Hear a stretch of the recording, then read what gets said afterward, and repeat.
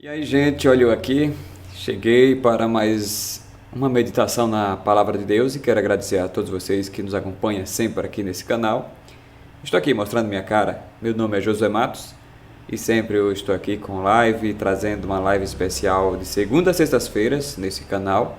E você é o nosso convidado especial para estar nos acompanhando sempre aqui na live das 8 às 9 da manhã no programa Profetizando Vidas. É um programa da Igreja Batista Ebenezer.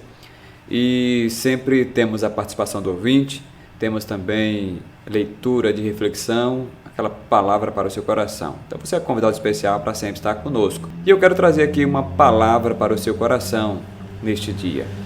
E eu estava meditando na palavra de Deus e encontrei aqui um texto no primeiro livro de Samuel, capítulo 16, a partir do versículo 6, algo que aconteceu de forma especial a mandato do Senhor para Samuel, que foi aonde Davi começa ali a trajetória dele, né? Só que, observando o texto, tem algumas coisas que podemos aqui tirar de lição para nossas vidas e compreender o desejo de Deus e como Deus observa o nosso comportamento humano, né? Então vamos lá. Versículo 6 de primeiro livro de Samuel, capítulo 16, a partir do versículo 6, diz o seguinte: E sucedeu que, entrando ele, viu a Eliabe e disse: Certamente está perante o Senhor o seu ungido. Porém o Senhor disse a Samuel: Não atentes para a sua aparência, nem para a grandeza da sua estatura, porque o tenho rejeitado. Porque o Senhor não vê como vê o homem, pois o homem vê o que está diante dos seus olhos. Porém o Senhor olha para o coração. Então chamou Jessé a Abinadab e o fez passar diante de Samuel, o qual disse: Nem a este tenha escolhido o Senhor.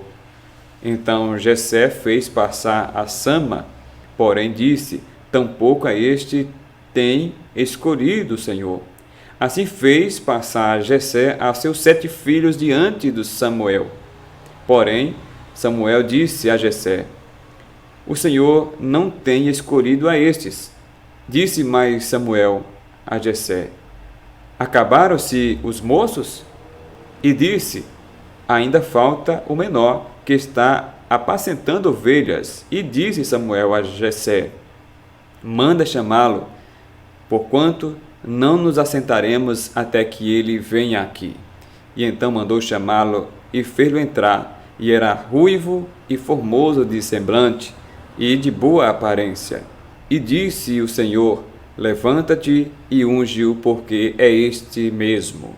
E então Samuel tomou o chifre de azeite e ungiu no meio dos seus irmãos. E desde aquele dia em diante, o Espírito do Senhor se apossou de Davi, e então Samuel se levantou e voltou a Ramá. Olha, é grande o texto, né?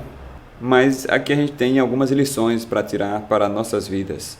Quando Deus vê algo em um homem, é totalmente diferente do que Deus vê e o homem vê. Então, há uma diferença aí entre a visão de Deus e a visão do homem.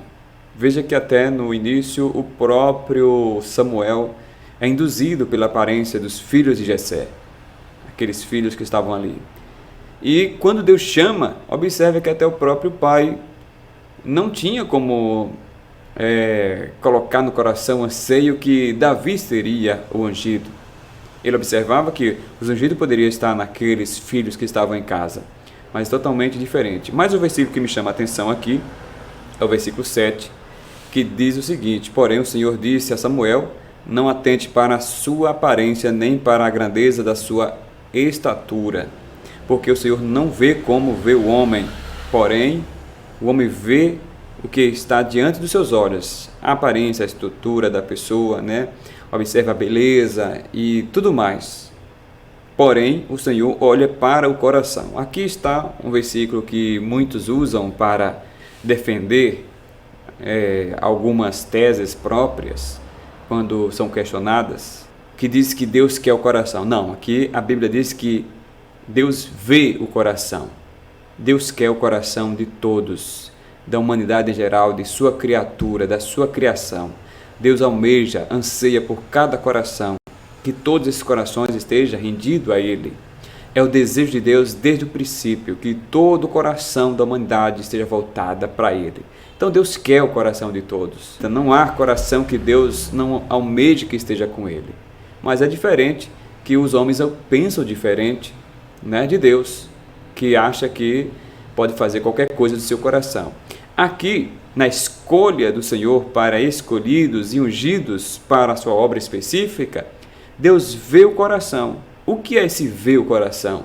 Deus vê a humildade, Deus vê um coração que é dependente dele, Deus vê um coração que está disposto a perdoar e ser perdoado, um coração disposto a se arrepender daquilo que fez de errado, um coração disposto a ouvir a voz dele. Porque isso não está no rosto, na aparência, na estrutura, na estatura de um homem como estava nos outros. Porque nisso não mostra que o homem é arrogante, que o homem é prepotente, é soberbo e orgulhoso. Às vezes a beleza não mostra isso, apenas chama a nossa atenção, assim como chamou a atenção de Samuel quando viu Abinadab.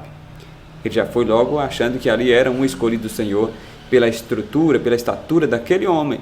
Mas Deus estava olhando o interior, o coração do homem. Então, esse negócio de dizer que Deus quer o coração, segundo esse versículo, não. Deus vê o coração. Deus vê seu coração, um coração santificado, um coração purificado, um coração determinado a obedecer a Ele, um coração determinado a fazer mudanças segundo a vontade de Deus. Um coração que está disposto a se arrepender, um coração que está disposto a se doar para Deus, para viver os propósitos de Deus. E as pessoas usam esse versículo para fazer o quê?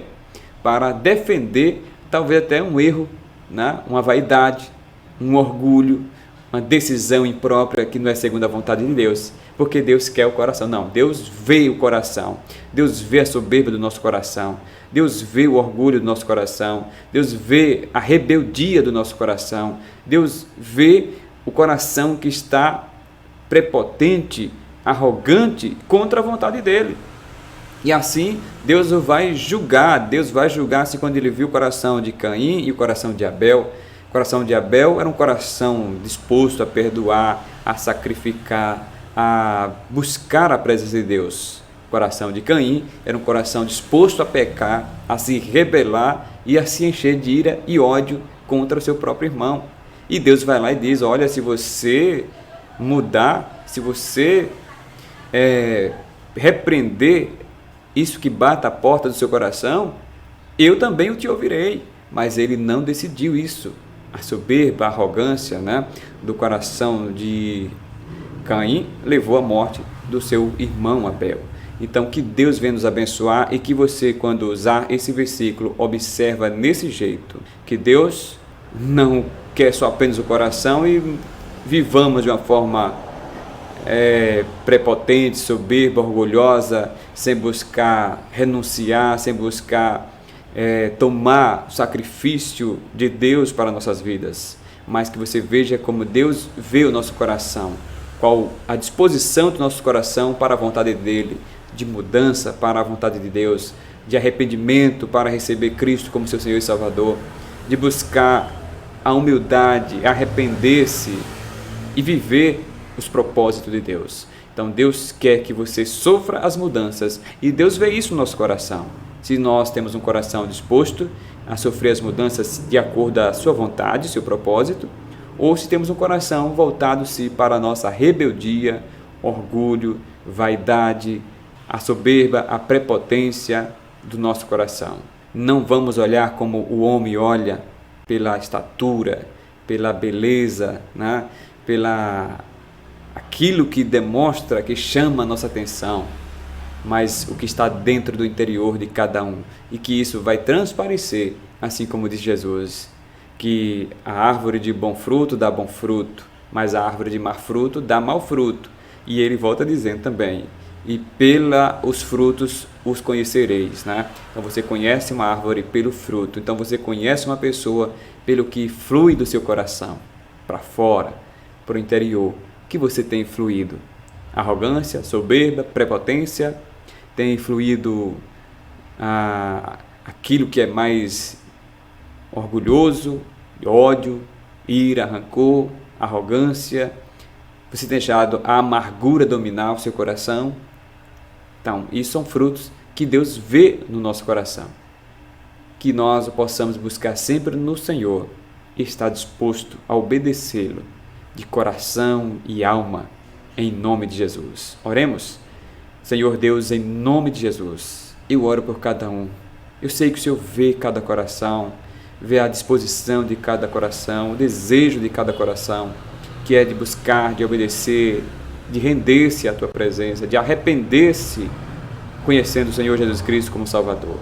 Pai, aqueles corações que buscam arrogância, que quer se defender e manter, ó Deus, a soberba, o orgulho, Pai, ajuda-o, essas pessoas a arrepender-se em nome de Jesus. Amém.